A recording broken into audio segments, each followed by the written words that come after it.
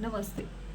आज एक असा प्रश्न आहे की 7 वर्षाच्या व्यक्तीने जर एखादी कृती केली असेल आणि ती कृती जर अपराध या व्याख्येमध्ये येत असेल तर त्या व्यक्तीला शिक्षा होणार का नाही?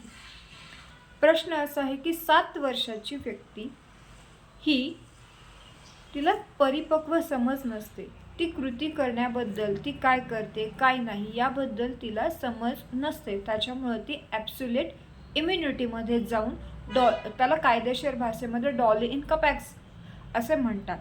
म्हणजे ती सक्षम नसते, ती जी कृती करते त्याला तेवढी समज नसते. म्हणून 7 वर्षाच्या आतल्या कोणत्याही व्यक्तीने जर गुन्हा केला असेल तर त्याला शिक्षा होत नाही.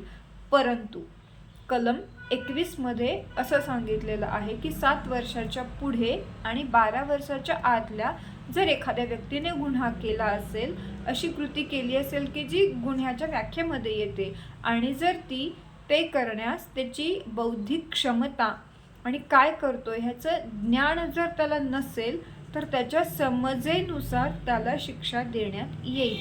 परंतु त्याची समज किती आहे ह्याच्यावरती कोर्ट विचार करेल. धन्यवाद.